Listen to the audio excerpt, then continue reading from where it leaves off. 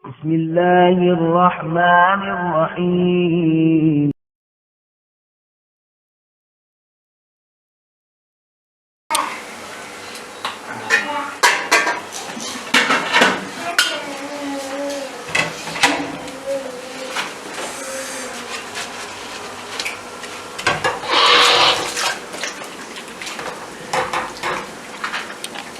السلام عليكم ورحمة الله وبركاته شيخ. وعليكم السلام ورحمة الله وبركاته.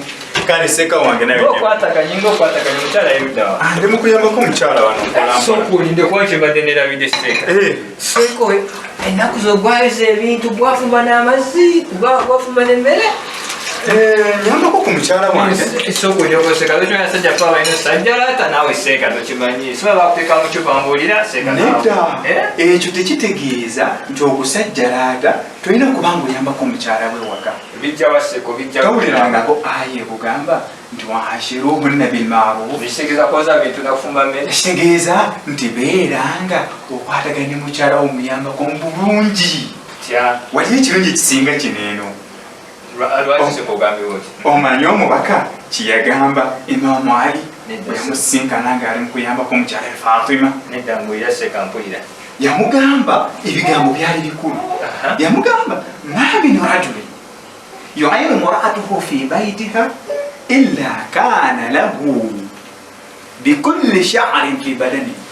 Teriyo musajja yenna ayamba mukyala we munju oba mumaka okujjako nga Allah subhanahu wa ta'ala amuwandiikako ku buli luviiri olumuli ku mubiri. Omanye enviiri ezikuli ku mubiri? Enviiri ezo ezikuli ku mubiri empitirivu bwe zityo Allah subhanahu wa ta'ala buli luviiri akuwandiikako ibaada ya mwaka mulamba. Walakin siyami nahariha wa qiyami layaliha. Ng'emisana osiiba ng'ate ekiro manyi kyokola osala layini. Oli osibyeko omwaka mulamba kyotegeeza mbanga asibye omwaka mulamba ate ebeeranga ayimidde ekiro kiramba ng'osala salatu layini. Omanye entuuyo ezikuvaako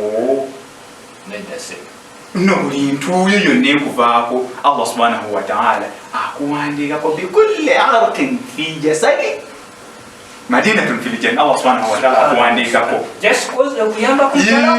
Allah subhanahu wa ta'ala akuwandiikako akuwa ekibuga kiramba mu jjana kuyamba buyambi mukyala mu maka.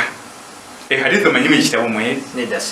Hadithi nneeyo yawandiikibwa mu kitabo ekiyitibwa Jawaami'ul Akhbaar peegi ya 12 paka 15. So naawe bwana obeerenga mukyala wo omugobaazi n'embeera yazirya obeerenga omuyambako. Wassalaamu alaikum wa rahmatullahi wa barakaatuh. Kaali baluganda tubeerenga tuyambako bakyala baffe.